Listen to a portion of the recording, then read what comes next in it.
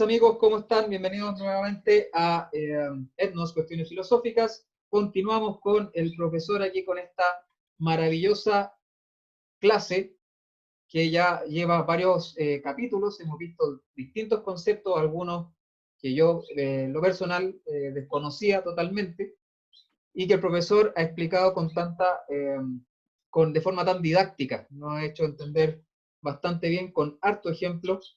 Así que vamos a continuar hoy día con el tema que nos trae el profesor, que sería, profesor, buenas tardes, usted sabe Buenas lo que tardes. sigue.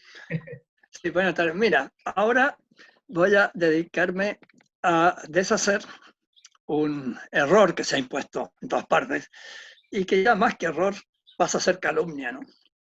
Y es harto feo una calumnia, ¿verdad? Fíjate que a partir del Renacimiento se empezó a menospreciar la Edad Media porque no hablaban el latín elegantísimo de Cicerón primero. Después los protestantes, ¿verdad? Ya esos son mucho más rudos, ¿no? Todo depende de Roma y el Papa es la gran ramera, y etcétera, etcétera, ¿no? Y el vocabulario que van a usar es sumamente grosero, ¿no? En el siglo XVIII los liberales ya calumnian sin mesura ninguna a la Edad Media, ¿no? Y esto es lo que vamos a deshacer ahora. De hecho, fíjate, la escolástica se mantuvo prácticamente solo en el Imperio Español durante el siglo XVIII y XIX. Y las demás naciones, no estoy seguro de Austria, qué pasó en Austria, ¿no? Pero las demás naciones, hasta Italia, abandonó la escolástica. Y en el siglo XIX, en Italia, si le hablaban de Santo Tomás, decían, no, pero eso es muy viejo, ya nadie estudia Santo Tomás, ¿te fijas? En Italia. Incluso se llegó a una idea muy, muy increíble, ¿no? Y todavía está viva, ¿eh? Según esa idea, la filosofía, claro, se practicó en Grecia y en Roma, pero durante la Edad Media no. Y resucita con Descartes. Fíjate, ¿no? O sea, del siglo V al XVII no hubo filosofía en toda Europa, ¿no? Qué estupidez más grande, pero en fin. Y eso se ha impuesto hasta el día de hoy, ¿eh? Ahora fíjate una cosa curiosa, ¿eh?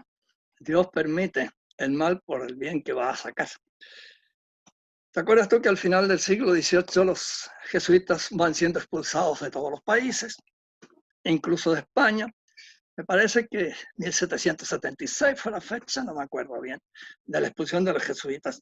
Y entonces muchos de ellos se fueron a Italia. Y muchos de estos jesuitas eran grandes profesores, personas estimadas. Entonces en varios seminarios, a varios de ellos les dieron cátedra. Y ellos enseñaban a Suárez. Suárez es el gran tomista entre los jesuitas, que se separa un poco y mucho de algunas tesis de Santo Tomás, pero sigue siendo un tomista. De hecho, el autor que más cita a Suárez es a Santo Tomás. Entonces comienza un movimiento, fíjate, en Italia, en los seminarios, de aprecio por la escolástica. Y naturalmente, como son italianos y como Suárez habla de Santo Tomás, empiezan a estudiar a Santo Tomás. Y de ahí viene que el hermano de León XIII, que era jesuita, le empieza a decir a León XIII que hay que poner orden en los seminarios y que se empiece a estudiar otra vez la escolástica. Y de ahí viene la encíclica de Eterni Patris de León XIII, en que pide que se vuelva a estudiar la teología y la filosofía en la escolástica, en los padres de la Iglesia, en los autores católicos y no en los autores de afuera, ¿no? Y San Pío X va a llegar a decir a comienzos de este siglo que el que se aparta de Santo Tomás, por experiencia lo sabe, ¿no? Termina apartándose de la Iglesia Católica. Bastante fuerte la expresión, ¿no? Y Benedicto XIV va a imponer entonces y va a determinar que la filosofía tomista es la filosofía más correcta. También hay que estudiar a los padres de la Iglesia, San Buenaventura, en fin, los grandes doctores, pero es Santo Tomás el principal. Bien, entonces todavía queda en muchos la idea de que por lo menos la ciencia experimental no existe en la Edad Media, que comienza tímidamente con el Renacimiento y de aquí para acá, ¿no? Y sobre todo con Sir Francis Bacon, ya siglo XVI. Falso, falsísimo. Porque fíjate qué pasa en la Edad Media. Bueno, hay que distinguir varias épocas en la Edad Media, ¿no? Porque van llegando los bárbaros huyendo de los hunos, ¿verdad? Y se meten al imperio y el imperio no sabe qué hacer con ellos y comete el emperador una serie de errores. Por último llega Atila y logran detener a Atila. Al final fue San León Magno el que detuvo a Atila, ¿no? A las puertas de Roma, por así decirlo. Pero después entonces los bárbaros se dedican a lo único que saben hacer, ¿verdad? Barbaridades. ¿Qué otra cosa van a hacer los bárbaros? ¿Te fijas? Hacen barbaridades. Y los vándalos se dedican al vandalismo. ¿A qué otra cosa se van a dedicar si son vándalos? ¿Te fijas? Entonces se va destruyendo el imperio. Fíjate que es muy curioso porque estos reyes emiten una moneda, por ejemplo, y entonces por el anverso ponen el rostro del rey, y dice Rex Visigotorum, Francorum o lo que sea, ¿no es cierto? Pero por el reverso ponen al emperador. Y entonces ponen la leyenda Dux Romanorum, o sea, el mismo rey de los francos o de los visigodos es el jefe del ejército romano en España, en Francia, y reconoce como su jefe al emperador que está en Bizancio. Y esto toda esa época, ¿no? Pero claro, además de las barbaridades que hacían los bárbaros, se produjo un enfriamiento global bastante grande, los siglos VII, VIII, un frío muy intenso, que ha hecho perder la agricultura. Así que además de los bárbaros, imagínate, nosotros. Y la población de Europa, de toda esa zona, se vino al suelo. Desaparecieron las grandes ciudades. Piensa tú que en el siglo X Roma tiene alrededor de 50.000 habitantes, después de haber tenido más de 2 millones. ¿Te imaginas? ¿No? Casi todas esas ciudades que lograron sobrevivir a esa época quedaron toda la gente adentro y rodeados de sitios erazos, y fuera de las murallas no se cultivaba nada, porque era tan poca la gente que sobrevivió, que pasó todo eso, ¿no? Y a partir del siglo XI comienza otra edad completamente distinta. Podríamos llamarla edad feudal o edad gótica o como quieras llamarla, ¿no? Y ya no tendría que llamarse como la anterior. O bien la anterior no llamarla edad media, sino que llamarla, qué sé yo, ¿no?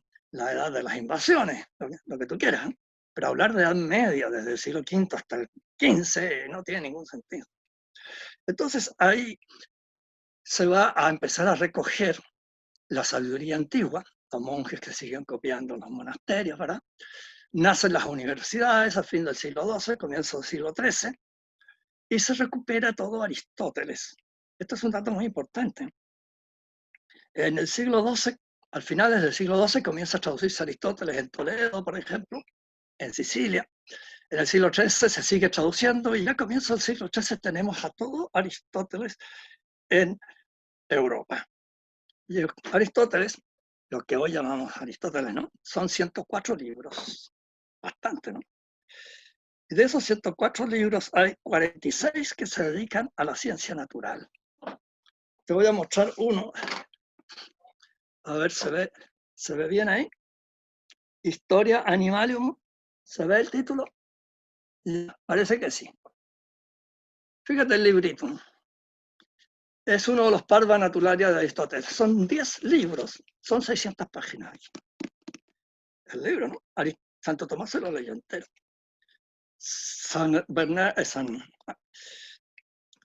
¿Cómo se llama el profesor? San Alberto Magno se lo leyó entero. Y muchos otros, ¿no? La física son 8 tomos. El de Chelo, o sea, astronomía, son 4 tomos. En fin, todas las ciencias experimentales están tratadas por Aristóteles.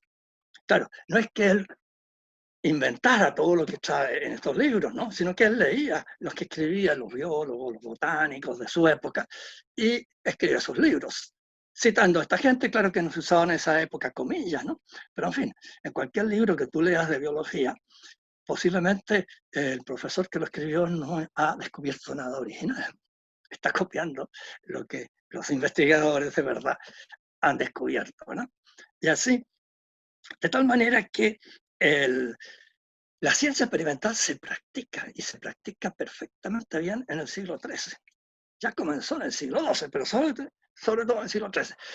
Ya hay un científico realmente excepcional en esa época que es San Alberto Magno. San Alberto Magno escribió 41 tratados de ciencia natural. Llegó a tal su conocimiento y su espíritu científico que, por ejemplo, demostró que la Tierra era una esfera.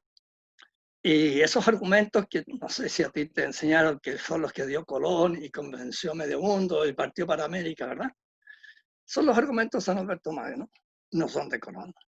Y a Colón se los da a conocer un sacerdote que había estudiado en Salamanca, y en Salamanca se enseñaba eso. La Tierra es una esfera. Incluso San Alberto midió, fíjate, el Ecuador, el círculo del Ecuador, ¿no? ¿Y sabes cómo lo hizo?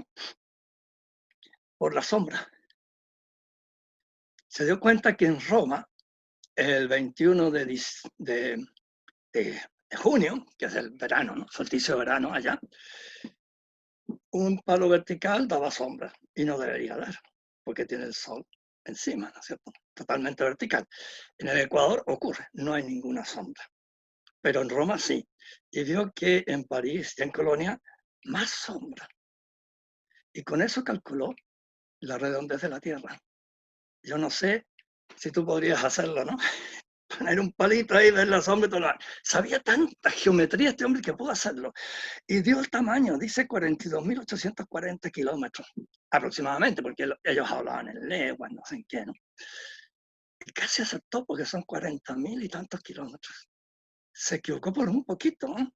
Así que el tipo que sabía geometría, sí que sabía geometría, mucho más que nosotros. Yo no tengo idea cómo podría hacerse eso, pero él lo hizo.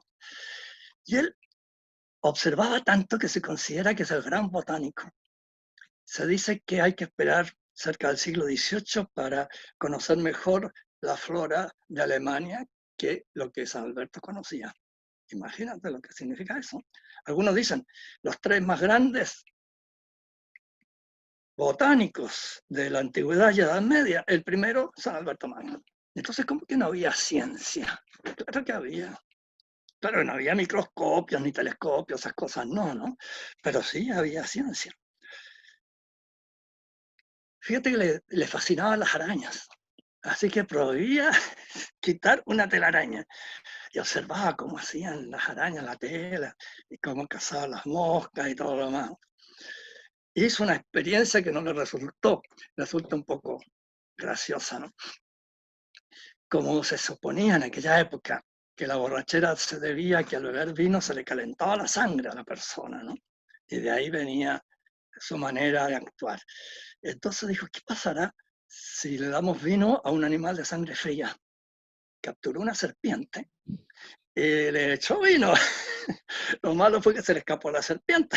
Y la serpiente borracha entró al comedor donde estaban los frailes comiendo y mira todo lo que se armó ahí. Claro, con esta serpiente dándose vueltas, que no sabía caminar. Así que fue, bueno, después que hacía experimentos este hombre, ¿no? Quedó eso grabado porque a todos les pareció increíble. Bien, y Santo Tomás también lee y comenta algunos de estos palabras naturales de Aristóteles, pero él, claro, murió muy joven. Él no agrega como San Alberto datos nuevos, ¿no? Observaciones nuevas. San Alberto agrega muchas observaciones nuevas que son de su trabajo. Pero sí, Santo Tomás nos da una idea estupenda de lo que es la ciencia. Ahora aquí tengo que empezar por decir que para ellos no hay esa oposición que hacemos nosotros entre filosofía y ciencia. Esto es un invento del siglo XVIII y sobre todo del XIX con Kant, ¿no? La filosofía para ellos es todo saber. De modo que, por ejemplo, el que sabe construir un bote es un sabio, es un filósofo. Sabe la filosofía del bote, digamos, ¿no? De modo que todo saber, ellos lo consideran filosofía, lo consideran ciencia. Y eso lo va a estudiar Santo Tomás. ¿Qué es la ciencia? ¿Te fijas? Y es bien interesante porque nos permite entender mucho mejor la ciencia. Y lo primero que dice es que la ciencia es una cualidad. Es un accidente de la mente humana y un accidente del tipo cualidad. Es decir, se trata de conceptos. Conceptos que hay que formarlos y luego hay que agruparlos y así hacer juicios. Y todo eso son accidentes de la inteligencia. Y accidentes cualitativos, perfección, entonces, a la inteligencia. Y estos accidentes sí, estas cualidades sí, hay que exigirles una cosa para que haya ciencia, y es que se sometan a la realidad. Y en esto Santo Tomás es muy claro. ¿Quién manda? La realidad. La inteligencia se somete. Dime si eso no es la quintesencia de la ciencia experimental, ¿no es cierto? Es eso, hay que someterse. Fíjate que él tiene un principio que dice así, ¿no? Contra la experiencia no valen las razones. Fíjate que él dice que los hechos no se pueden discutir. Si es un hecho, es un hecho. Eso no se puede discutir.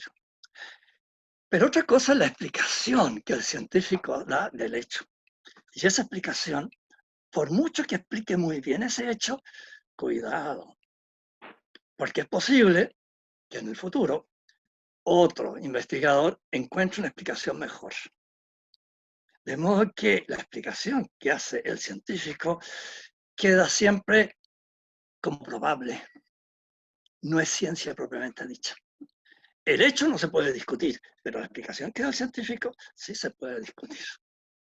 ¿Te fijas? Mira qué sensato eso. ¿Eh? Hoy día que cualquier científico da una opinión y todos dicen, la ciencia dijo. Oiga, pero si la ciencia no tiene boca, pues. ¿Mm? Si es un accidente de la inteligencia de los hombres y nada más. La ciencia no dice nada, el científico el que dice. Ahora, si el científico presenta un hecho, eso no se puede discutir. Pero la explicación que él da, sí. Y por eso, por ejemplo, estos evolucionistas que hay ahora que dicen que Darwin, la evolución y qué sé yo, ¿no? Dicen la evolución es un hecho. Qué mentira, ¿no?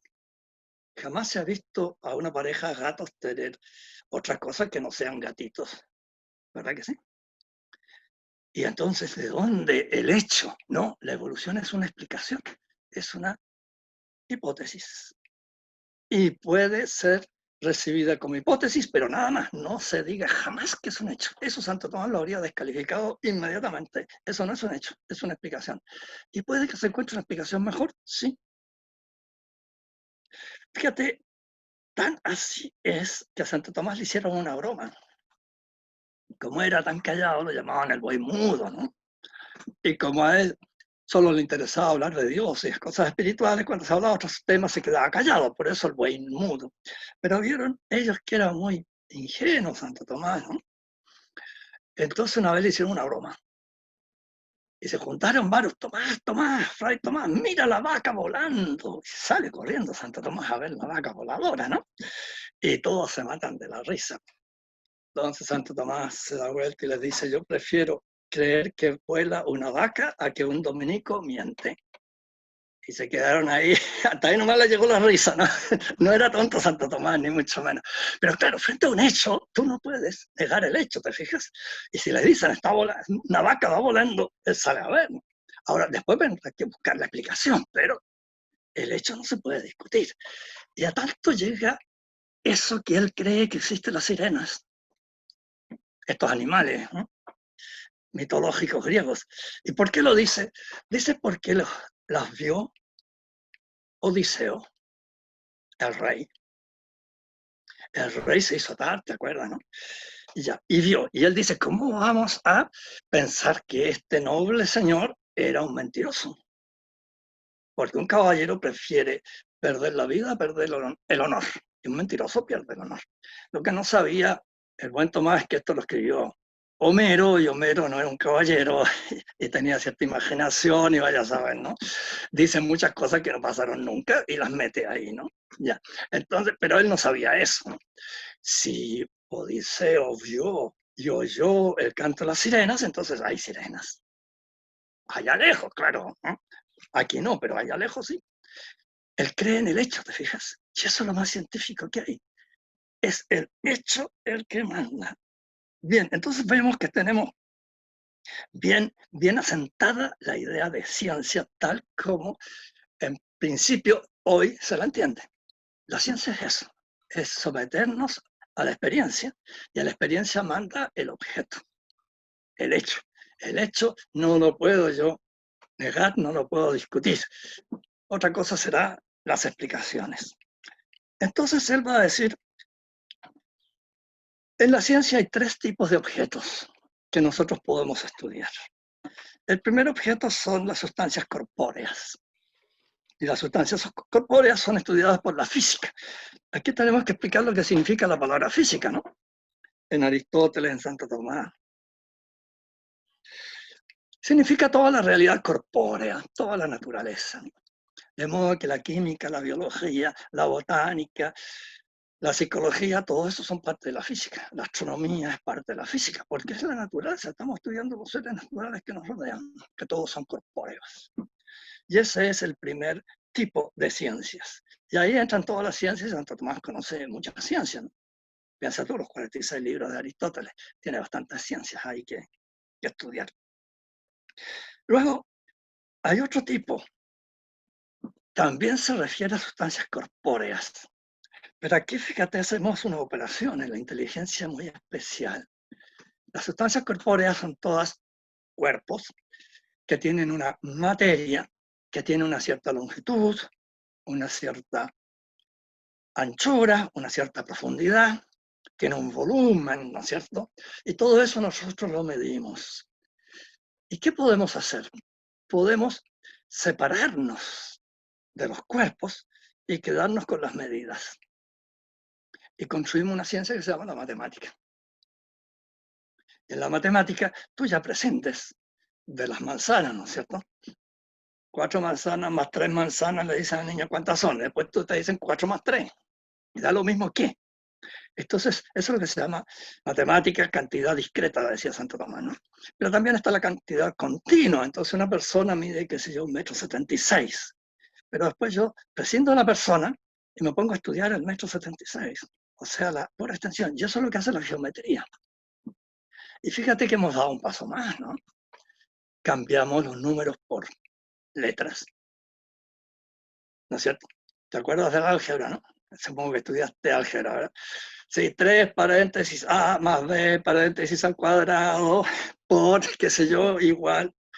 En Bueno, alguna parte de mi cerebro debe estar eso guardado, pero no lo ya, yo me construyo acuerdo ahora. muy poco.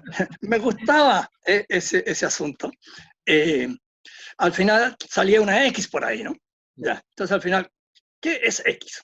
Ya había que empezar a trabajar ahí hasta decir X igual 21, lo que fuera, ¿no? Ya. O sea, fíjate, hemos prescindido hasta de los números. Eso se llama abstracción, ¿no? Y esa matemática es también una ciencia, porque es una manera de estudiar la realidad. Realmente hay cosas separadas que se pueden numerar, y realmente una extensión la podemos medir, pero fíjate, el número lo elige la inteligencia. Entonces yo puedo decir aquí hay una docena de manzanas, o puedo decir aquí hay 12 manzanas, ¿te fijas? O decir una decena de manzanas, o este señor mide 8 pies y 3 pulgadas, o decir mide 1,78 m, ¿te fijas? La unidad la elijo yo, la pongo yo. Y con eso me puedo separar entonces de la experiencia y trabajar únicamente con la razón, la matemática. Ahora nadie niega que la matemática es ciencia, por supuesto, ¿no? Imagínate quitar la matemática a las demás ciencias. Hoy tendríamos un buen problema, ¿no? La matemática se mete en todas las ciencias. Bien, y finalmente queda un tercer tipo de objetos que son las sustancias separadas, los seres inmateriales. El único que conocemos por razón natural es Dios. La revelación conoce los ángeles. Ahora, de estos sujetos, los ángeles, Dios, es muy poco lo que podemos saber. Solo por sus efectos, ¿verdad? Sabemos, claro, este mundo ordenado, maravilloso, bello, esto implica una inteligencia. A esa inteligencia la llamamos Dios. ¿Te acuerdas las pruebas de la existencia de Dios? Todas terminan señalando esa inteligencia. Pero ¿qué es esa inteligencia? Por supuesto que no es humana. Y entonces ahí empezamos a decir más bien lo que no es. Eso lo tenemos bien claro, que no es Dios. Y por eso este mundo no es Dios, evidentemente. Pero ¿qué es Dios? Ese es otro cuento. Es muy poco lo que podemos saber propiamente de Dios. Y por eso se dice acto puro, pero nosotros no conocemos acto puro, solo conocemos actos mezclados de potencia, como somos nosotros, ¿no es cierto? Es inteligencia pura, pero nosotros solo conocemos la inteligencia humana, que es la más débil y más pobre de todas las inteligencias, y así sucesivamente. Los conocemos entonces solo por sus efectos, un conocimiento indirecto, nada más, en ese tipo de ciencias. Ahora bien, para conocer la ciencia, para hacer ciencia, se necesita un sujeto que la hace, pero ese sujeto tiene que ser inmaterial. La inteligencia es inmaterial. Bueno, esto cuando veamos el hombre lo veremos mejor, pero digamos una palabrita sobre esto, ¿no? Porque fíjate tú que si yo veo con mis ojos una pared blanca, me dicen que la retina como que se tiñe de blanco, ¿no es cierto? Y mientras está viendo blanco no puede ver otro color, porque su retina está teñida de blanco. Pero la inteligencia piensa muchas cosas al mismo tiempo. Y no solo piensa muchas cosas al mismo tiempo, sino que sabe que la inteligencia es la que está pensando. Y además, yo sé que soy yo quien tengo una inteligencia y soy yo en definitiva el que está pensando. Entonces estoy conociendo tres cosas a la vez, ¿no? Blanco, inteligencia, yo, en un solo acto. Y esto es imposible de separar. Uno no puede pensar sin darse cuenta de que está pensando. Eso no es posible. Y sin darse cuenta de que está existiendo, tampoco es posible. En cuanto uno piensa, como dice Descartes, ¿no? Pienso, luego existo. Oiga, qué manera de decirlo, pero en fin, ¿no? No, usted cuando piensa, usted sabe, no necesita el luego, ¿no? Usted sabe que está existiendo. Y Santo Tomás dice, nadie puede pensar con asentimiento, claro está, ¿no? Su no existencia. Claro, yo puedo decir no existo, sí, claro, pero no me lo creo, pues, ¿verdad? Porque siento que estoy existiendo, ¿te fijas? La inteligencia sabe que está existiendo, la inteligencia sabe que está pensando. El ojo no sabe que está existiendo y el ojo no sabe que está viendo. Ahí nomás. Yo sé que veo por el ojo, pero el ojo no sabe que él está viendo. ¿Te das cuenta? Entonces tenemos que el sujeto es inmaterial. Entonces surge la gran pregunta, ¿cómo la inteligencia inmaterial conoce lo material? Y aquí Aristóteles tiene una explicación muy buena, que Santo Tomás mejora, y que hoy la hemos mejorado bastante, porque quedó un poco a medio camino Santo Tomás en esto, ¿no? Pero en fin, por lo menos, la base está ahí. ¿Cómo conoce lo material? Y Aristóteles va a usar una palabra que al latín se traduce por abstracción, o sea, separación. Abstraer, sacar de. Ocurre que los sentidos nos dan solamente colores, ¿no es cierto? Olores, sonidos, ¿verdad? Pero yo veo cosas. ¿Te das cuenta? Cambia. Algo pasó ahí. Eso es obra del cerebro. Y ahora, la inteligencia, dice Aristóteles, son dos en el hombre. Hay un inteligente agente y un intelecto paciente. Intelecto agente, intelecto paciente. ¿Por qué? Porque la inteligencia tiene que crear algo inmaterial, partiendo del cerebro. Tiene que crear algo inmaterial. Por lo tanto, la inteligencia tiene que estar en acto, creando algo inmaterial a partir de lo que hay en el cerebro. Pero como está en acto, el intelecto agente no conoce. Es una fuerza transformadora de la realidad material que hay en el cerebro y la transforma en realidad inmaterial, en realidad espiritual. Y con esa fuerza, y por eso Aristóteles le llama luz, ¿no? Porque la luz, por ejemplo, que en este momento hay en la habitación, nos permite ver. Gracias a la luz vemos. Gracias al intelecto agente, la inteligencia paciente comprende. ¿Te das cuenta? Entonces es una metáfora esta tomada de la luz de los ojos, pero que la inteligencia es de tipo espiritual.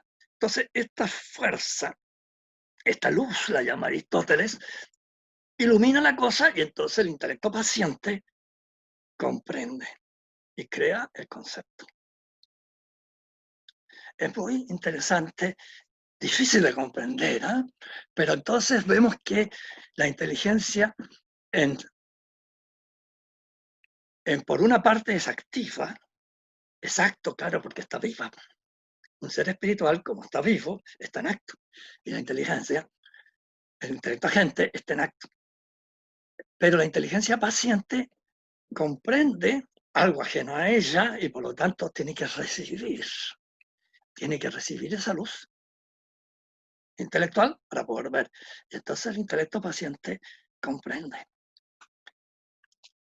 Y toda esta operación es inconsciente, claro, porque el intelecto de lo que nosotros estamos conscientes es de lo que comprendemos, o sea, de los conceptos.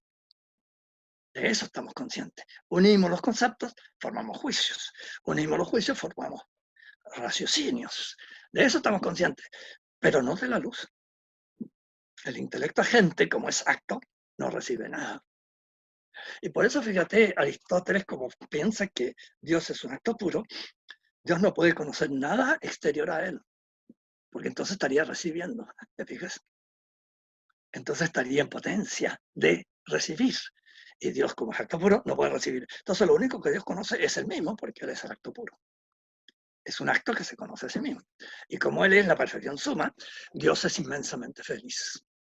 Fíjate la conclusión de Aristóteles, ¿no? Fantástica. Bueno, lo vimos el otro día, pero no está de más repetirlo. Entonces, la inteligencia trabaja con estos conceptos. Una prueba, fíjate, de lo verdadero que es esto, lo tenemos en los niños. Nosotros estudiamos gramática en el colegio, ¿verdad? Supongo que todavía, no sé, han cambiado tanto las enseñanzas. Entonces nos pasan el verbo. Hay distintos verbos, ¿no? Enar, ener, enir. Y en los verbos hay tiempos. Entonces tenemos indicativo y subjuntivo y presente y pasado, imperfecto, perfecto, en fin. Todo eso, ¿no? Entonces, a ver, conjuga el presente del subjuntivo del verbo amar, ya. Entonces uno piensa, que yo ame, que tú ames, que ame. Y fíjate que el niño de 4 años, cuando comienza a hablar, muestra que ha captado toda la gramática de los verbos. ¿Y cómo nos damos cuenta nosotros? Porque viene el chiquitín con sus zapatitos y me dice, la mamá decía que me pongaras los zapatos. Castellano perfecto, ¿se fijas? Porque si de ir, iba, de decir, decía, sacó la regla el niño y nadie se la enseñó. Es el intelecto agente que fecunda el intelecto paciente y el intelecto paciente descubre la esencia. Eso es el sistema como conocemos. Y ahí en el caso de los niños vemos que de pronto conjugan todos los verbos de modo regular. Pero si así todo debería ser así. Es una deformación del lenguaje el que haya verbos irregulares. Y simplemente los verbos que más se usan son los más irregulares. Te fijas, el verbo ser es el colmo. El verbo ser, yo soy, está bien. Tú eres. ¿De dónde salió el eres si el verbo es ser? Él es. ¿De dónde salió el es? Nosotros somos, ahí otra vez estamos más cerca de ser y de soy. Bueno, después yo fui. ¿Y eso qué tiene que ver con ser? ¿Te digo? Porque de temer, el pasado es temí, bien, se comprende, ¿no? De cantar, canté, se comprende. Pero de ser, fui, nada que ver. ¿Te das cuenta? Mientras más se usa un verbo, más irregular es, dicen los expertos, yo no soy experto en esto. Es una falla del lenguaje. Por el uso se va echando a perder. Como todas las cosas, con el uso se van echando a perder, ¿no es cierto? Claro. Así que también ocurre en esto. De modo que No hay ideas innatas en Santo Tomás como pretendió Descartes, como pretendió Platón y todos los idealistas. No, porque eso me saca de la realidad. Y cuando tú caes en eso, desprecias a los sentidos y desprecias la experiencia. Para Descartes, por ejemplo, la única ciencia que demuestra la matemática, ninguna otra. Y por eso quiere hacer una matemática universal que reemplace la metafísica. Fracaso, claro, total, pero en fin. Fue una bonita, como quien dice, un bonito intento, ¿no? Muy innovador, pero falso. Y después llegamos a Hegel, para el cual lo único que existe es la idea. Oiga. Y un tipo le mandó una carta diciéndole a Hegel, oiga, y si un dato no entra en su sistema, ¿qué pasa? Hegel respondió, peor para el dato. Oiga, pero eso es lo más contrario que hay a la ciencia, ¿no? Al saber, a la filosofía, no puede ser. El dato, el hecho, eso es lo que vale. Profesor, en los mismos idealistas parece que Fichte era el que distinguía entre el yo y el no yo. Ajá, claro. El yo y el no yo, Sí. no había nada más. Nada más, ¿sí? Me contó una vez un sacerdote, fíjate, me sorprendió mucho. Se había encontrado con un ex alumno, un jesuita, el sacerdote me contó, en un tren. Y este había estudiado filosofía en la Universidad de Chile, no sé dónde, y se había hecho idealista, y entonces para él la materia no existe. Pero decía, pero asiento en el que está sentado el tren, qué sé yo. No, es una idea nada más. Ah, sí, le dijo, abre la ventana y tírate para afuera. Caerse la idea no pasa nada, ¿no? No lo hizo el tipo, ¿no? Menos mal que no lo hizo, pero no hubo manera de hacerle comprender que la materia existía. Recuerdo que un profesor en clase una vez dijo, terminada la clase, el profesor idealista que ha negado la materia y todo lo demás, sale por la puerta y no por la ventana. Sí, entonces, con eso ya negó toda su clase. Sale por la puerta y baja por la escalera. No sale por la ventana y se tira al cuarto piso. No. Claro, ¿por qué? Porque la materia existe. Pero niegan que la materia existe, es solo un producto de nuestra inteligencia. No, no es un producto de la inteligencia. Santo Tomás lo rechaza, ¿no? La inteligencia se somete enteramente a la experiencia. Contra la experiencia no valen las razones. Ojalá nunca hubiéramos salido de eso, ¿verdad? Bien. Y de esa idea que tienen yo creo que heredera quizás de los filósofos de la Ilustración que erigieron a la razón como Dios. Y claro, si Claro, la razón es Dios, nada hay fuera de esa razón. exactamente. Y vaya a saber qué entendían por Dios, ¿no? Claro. Claro, como todos ellos al comienzo eran cristianos, ya sea anglicanos, ya sea luteranos, ya sea católicos. Eran cristianos antes, ¿no? De ser racionalistas. Pero a partir de Descartes empezaron a desarrollar esto, ¿no? La experiencia fuera, de la experiencia siempre se dura, ¿no? Si hay un genecillo maligno aquí, emborrachándome la perdí, ¿verdad? Inventa Descartes, ¿no? Bueno, entonces van perdiendo el contacto con la experiencia y todo se reduce a la idea y el racionalismo va haciendo eso. Y claro, deifican la razón, pero la razón humana. Cuando Santo Tomás enseña muy bien, es la más mala de todas. Es la razón de un ser material. Profesor, y ahí De hecho, con justa razón, sí, quizás le llegó en un momento Marx a criticarle a todos los filósofos alemanes que se fueron del mundo concreto y que se fueron a pensar ideas que estaban en otro mundo y que por abandonaron supuesto, totalmente la reflexión sobre la realidad. Y después, exacto. con el tiempo, por eso es que cobró tanto auge el marxismo, porque se replanteó la realidad, claro, desde el punto de vista materialista, pero ganó todo ese Volvió a la terreno, realidad. a Claro, el marxismo vuelve a la realidad, pero como está formado en el idealismo, porque ahí se formó Marx, ¿no? Entonces tiene una comprensión muy mala de la realidad. Porque otra vez, la separación, ¿no es cierto? Entonces, como se separó el mundo del conocimiento, el mundo ideal del mundo real, al volver al mundo real y dejar el otro, entonces se pierde el espíritu y se convierte el hombre en una pura máquina, en donde ¿qué manda? Manda el cuerpo. Y de ahí sale un Sigmund Freud que nos da una visión totalmente materialista del hombre. Y dicen que es el gran psicólogo, psiquiatra y todo lo demás, y no lo fue nunca. Emborrachó la perdiz y nada más. Le hizo un daño a la psiquiatría en realidad, ¿no? Porque la lanzó por un camino completamente falso. Bien, entonces tenemos que el concepto va a llegar a comprender la esencia. Pero cuidado, desgraciadamente algunos tomistas sufrieron la influencia del racionalismo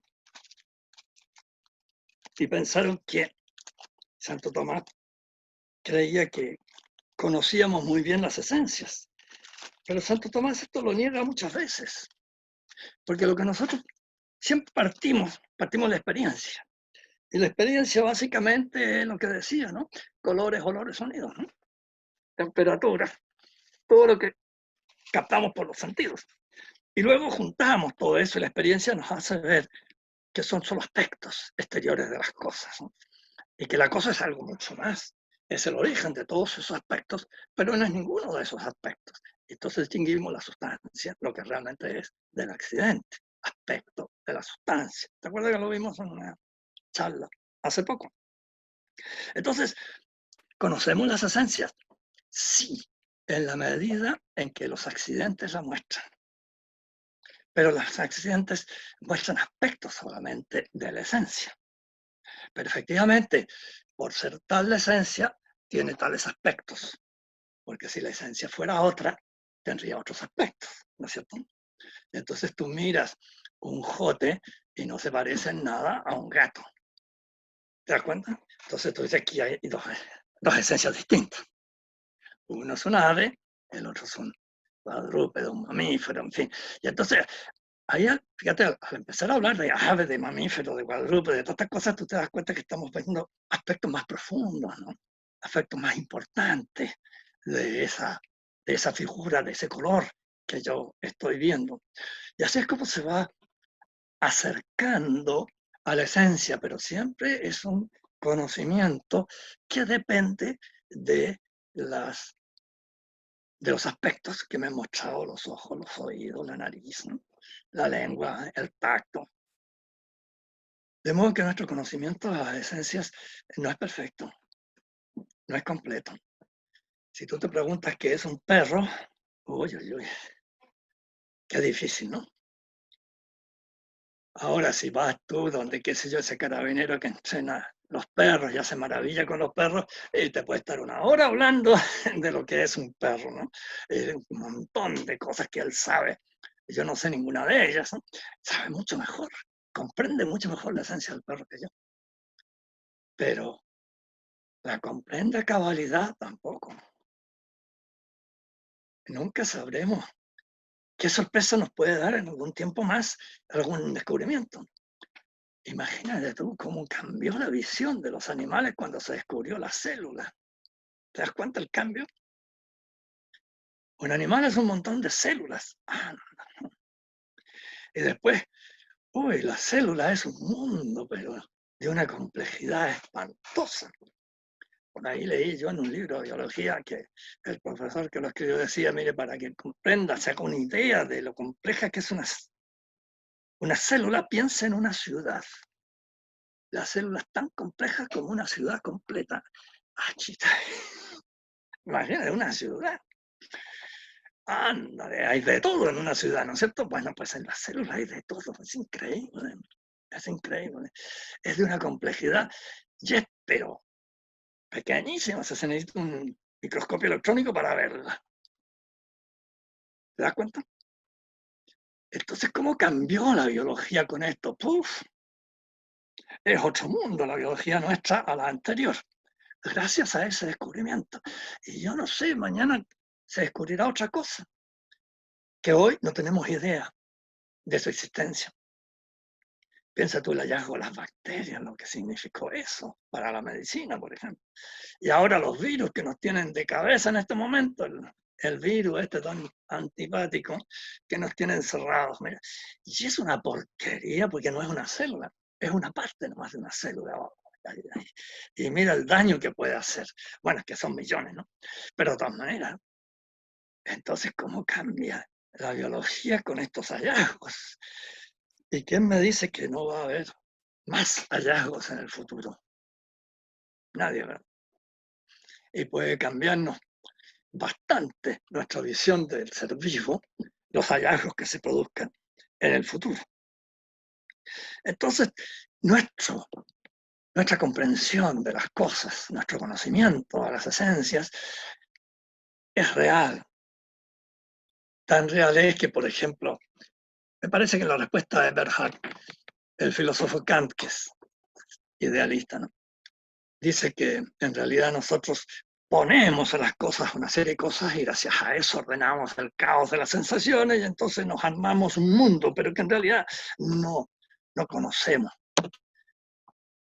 Y por eso dice él, yo no tengo explicación ninguna para comprender por qué cuando se construye un puente, el puente no se cae.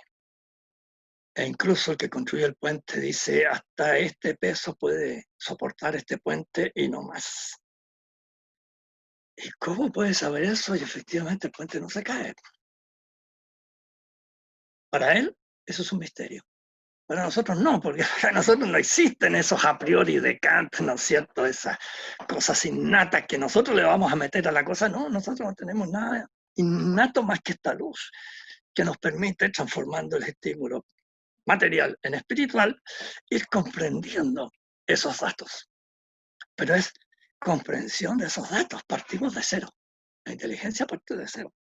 No sabe nada. Así que conocemos muy limitadamente estas cosas y nos damos cuenta que todas estas cosas son materia informada, materia organizada. Y esta idea de Aristóteles, Santo Tomás la recoge entera, ¿no? Y según cómo esté organizada la materia, él distingue entre los seres puramente materiales, ¿verdad?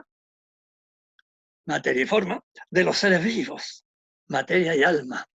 La forma, o sea, la organización de la materia, en los seres vivos se llama alma. Qué lástima que la llamemos alma, ¿no? Tanta gente que niega que existe el alma. Si usáramos la palabra latina, anima, de ahí animal, ¿no es cierto? Ánima. Entonces nos daríamos cuenta que no se puede negar la existencia del alma. Porque ¿qué es un cuerpo vivo? Es materia animada. Ánima, claro, ahí está. Hay que animar la fiesta, claro, ahí está. Ponerle vida, ¿no? A la pavería que hay en este momento. En la reunión entonces ponemos música, un poquito de alcohol y ya la gente se aviva, ¿no? Se achispa y todo eso. Se anima la fiesta. Ajá, bien. ¿Ven cómo existe el alma? Claro, anima la materia. Porque yo tengo una cantidad pero increíble de materiales inorgánicos en mi cuerpo. Pero al organizarse se convierten en un organismo. Se animan. ¿Te fijas? Entonces, ¿cómo que no existe la animación? Si esa materia es perfectamente muerta, perfectamente inerme, pero en mí es mi organismo, está viva. Bueno, pero la materia sale de él, el cloro, qué sé yo, que tengo en mi cuerpo, el litio, qué sé yo lo que es el litio, el bromo, el qué sé yo, ¿no? Magnesio, manganeso, no sé cuántas porquerías más que hay en mi cuerpo, están vivos, claro, porque son la materia de un cuerpo vivo. El cuerpo está vivo y entonces en él todo está vivo. ¿Ves? Entonces el alma existe de todas maneras. Y aquí va a distinguir Santo Tomás con Aristóteles, ¿no? Vegetales, animales, hombres. Eso significa distintos tipos de alma, claro. Hay que ver todo lo que puede hacer esos materiales inermes cuando están en un ser vivo, en un árbol, ¿no? Chupan de la tierra, ¿no es cierto? Agua y sales minerales, y toman la luz del sol y hacen la fotosíntesis en las hojas. ¡Qué maravilla es esa! Ya se me olvidó cómo era la cosa, pero la explicación de todo eso, ¿no? Se me olvidó, pero lo que sí recuerdo es que era una maravilla. Un laboratorio químico fenomenal, cada hoja de un árbol. Y dicen que se formó por casualidad, ¿no? Sí, por casualidad, seguro, ¿no? O sea, está viva la hoja del árbol, claro. Pero todos los materiales que hay en esa hoja son los materiales que hay en todas partes y son todos inertes. Ninguno está vivo.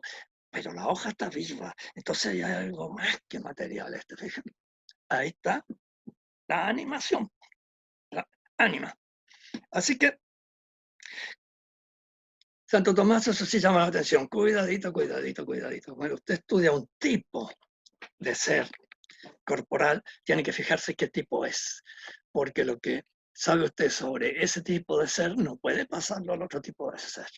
Entonces lo que sabemos de los seres inertes no nos explica lo que es un vegetal. Y lo que sabemos de un vegetal no nos explica lo que es un animal. Y lo que sabemos de un animal no nos explica lo que es un ser humano. ¿Te das cuenta? Cada vez que yo paso de un género a otro, tengo que tener mucho cuidado. Tengo que cambiar el método. Porque estoy estudiando una realidad realmente muy, muy difícil. Muy distinta a la otra. Y es el gran error que yo veo que cometen constantemente los especialistas, ¿verdad? Que tratan, ya que tuvo éxito esta idea en no sé qué esfera, pues la meto en otra. Oiga, no se puede. No se puede pasar de un género a otro. No. Hay que distinguir los objetos formales, dice Santo Tomás, ¿no? Entonces, cada tipo de animal, cada tipo de vegetal, cada uno se estudia de manera distinta. Hay que someterse a la experiencia. Pero los seres espirituales, los objetos espirituales, no se conocen por abstracción. No se conocen porque la luz del intelecto agente y la experiencia que de ellos hemos tenido, porque no tenemos ninguna experiencia. Experiencia de Dios, ninguna. De los ángeles tampoco, a menos que Dios quiera, ¿no? Y entonces tenemos un místico, ¿verdad? O un ángel sea enviado por Dios y entonces tenemos una revelación, una aparición. La Virgen de Fátima, la Virgen de Lourdes, la Virgen de Garabandal, qué sé yo. Creo que de ahí que un libro había logrado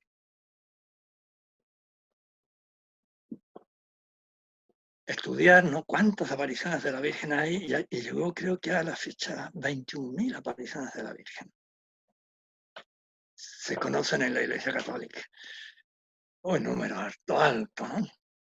Ahora hay que tener cuidado porque los esquizofrénicos suelen ver y oír voces y ver cosas que no existen. Entonces hay que tener cuidado. Pero de todas maneras, la cantidad de apariciones que no hay duda que son reales es enorme, ¿no? Bien, pero todo eso es un don de Dios nada más. No podemos conocer entonces ningún ser espiritual nosotros. Incluso, fíjate, nosotros mismos nos conocemos por los efectos, o sea, por los actos que realiza la inteligencia, conocemos la inteligencia. Y por los actos que realiza la inteligencia, conocemos que hay detrás de ella un alma espiritual, como veremos la próxima vez, ¿no? Pero claro, entonces ignoramos la esencia de los seres espirituales. Ahí sí que no. Somos animales.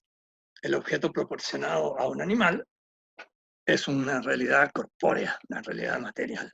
No es una realidad espiritual. Y de ahí que, salvo estudiar la inteligencia, claro, la inteligencia se conoce a sí misma, ¿no? Pero la inteligencia no conoce al alma humana. ¿Te fijas? Porque la inteligencia es una facultad ordenada a conocer objetos materiales. Y de ahí el estudio de la alma humana es dificilísimo.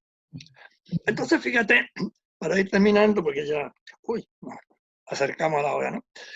Distingue Santo Tomás muchos tipos de ciencias. Y habla primero de las ciencias generales, o sea, ciencias que las demás ciencias van a usar para poder trabajar. Y estas son la gramática, claro, porque si no sabemos hablar, ¿cómo comunicamos la ciencia, ¿no? La lógica, claro, hay que aprender a pensar. Y la filosofía primera, la sabiduría, la metafísica, que estudia el fondo, ¿no? Como ya lo hemos visto en las clases particulares. Esas son las ciencias generales. Y las ciencias particulares son, en primer lugar, la física. O sea, el estudio de la naturaleza que nos rodea. Y se divide en dos, ¿no?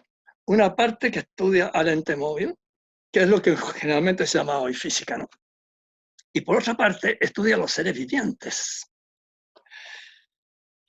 En la física incluye también la astronomía. Y claro, la astronomía estudia entes móviles, ¿no? El Sol, la Luna, las estrellas fugaces y todo eso. Y por otro lado, los seres vivientes. Ahí entra la biología, la zoología, la botánica, etc., ¿no? La química también entra en la física, que están haciendo en el siglo XIII. La química la están haciendo en esa época.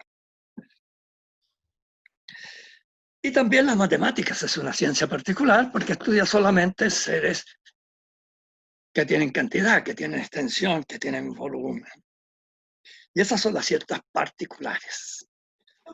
Y sobre todas estas ciencias hay otra, que es la ciencia de los bienaventurados, que es la teología, que claro, no es objeto de experiencia, por supuesto que no.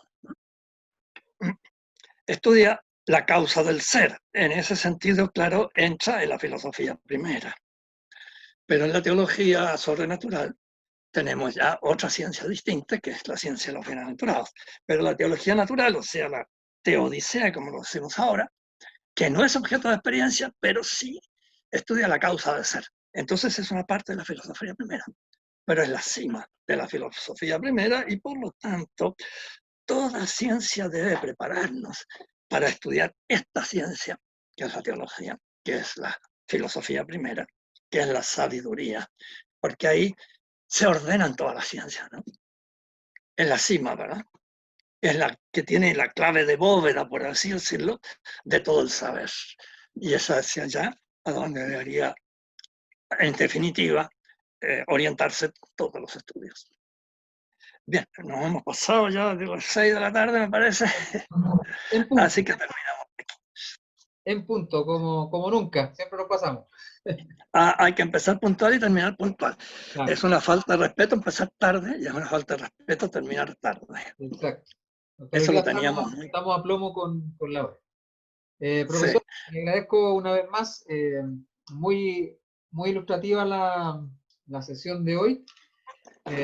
Y respecto a las ciencias, porque siempre se tiene esta presunción, obviamente, de corte comtiano, de que ajá, la ciencia se refiere solamente a los fenómenos positivos y eso, bueno, ya sabemos los que están un poquito más avanzados en eso, en el estudio de él, que sesga o reduce en la realidad y el estudio en general a lo que vemos dentro de un laboratorio o a lo que se le aplica el método científico, cortando un poquito el sentido amplio de la palabra. Entonces hoy día nos queda bastante más claro que no es tan así y es mucho más abarcante que lo que podríamos llegar a pensar.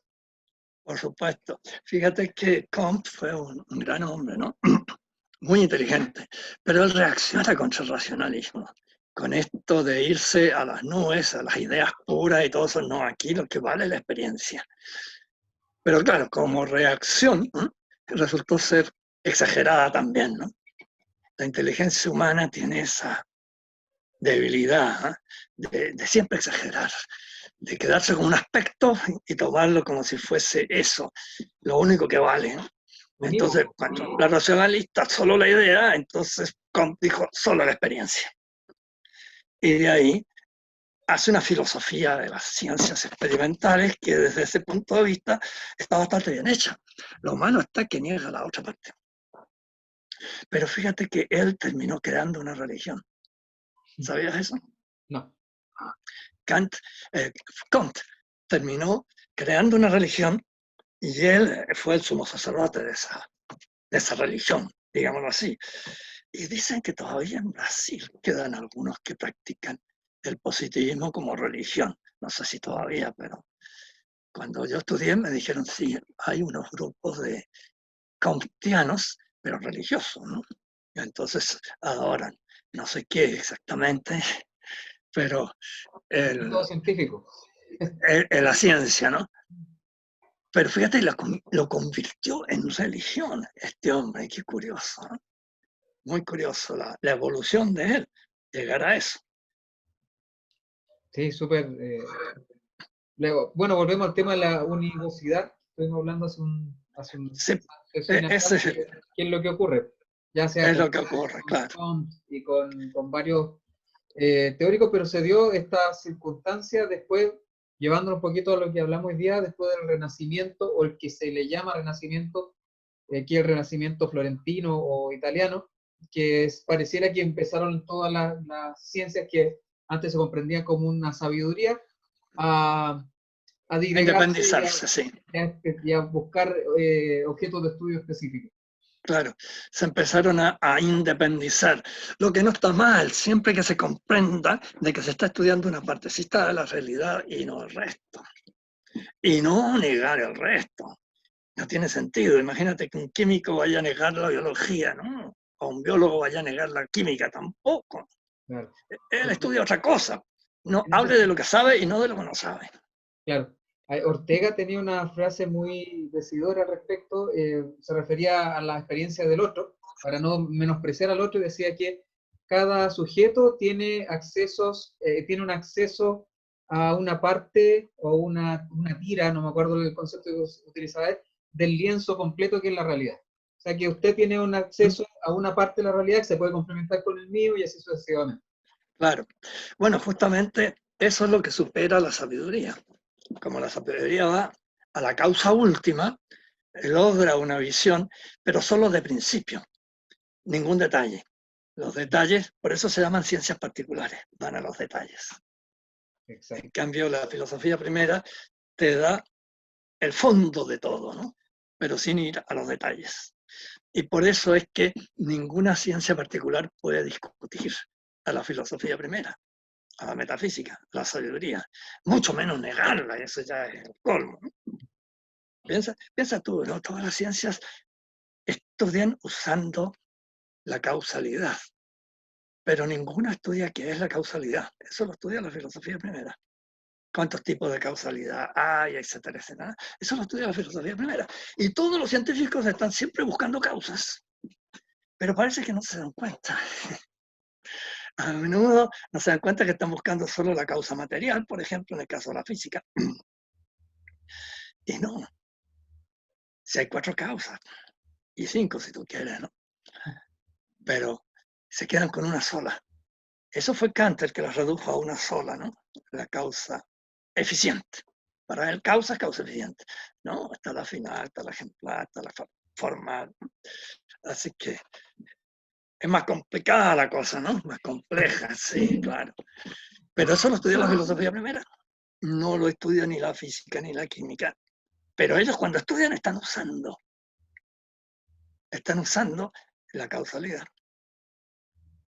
La química, por ejemplo, estudia más la causa formal. La psicología también. Está estudiando la causa formal, no la causa eficiente tanto, ni la causa material tanto. Claro, también hay eso, ¿no? Porque somos bestias, somos animales, así que hay también causa material, pero ellos se inclinan más por la parte formal. Y así, cada ciencia particular depende de las ciencias generales, gramática, ¿no? Así es. Y sobre todo la filosofía primera, la lógica también, por supuesto. Bien, pues hasta la próxima semana entonces. Ya, pues, profesor, le agradezco nuevamente, le mando un abrazo a la distancia, también en la casa un abrazo a todos, saludos, sigan cuidándose, ya queda poco, se está bajando supuestamente la cantidad de contagiados, según dicen, ahí vaya a saber uno, Ojalá. ojalá que así sea. Estamos aburridos. Sí, estamos aburridos, falta un paseíto por la playa, por el campo, por la montaña, se echa de menos eso. Sí, Profesor, ya lo creo. muy bien, saludos por allá en su casa, en las casas también, por favor, cuídense, nos estamos viendo muy pronto. Hasta ¿Y luego. qué días llevas tú esto a YouTube, no? Sí, generalmente lo subo los lunes o los miércoles, que son los días que tengo tiempo para editar el video y poder subirlo con los títulos. Ya, ya, muy bien. Ya pues, que estén muy bien. Hasta la próxima. Hasta el domingo, entonces. Hasta el domingo, sí.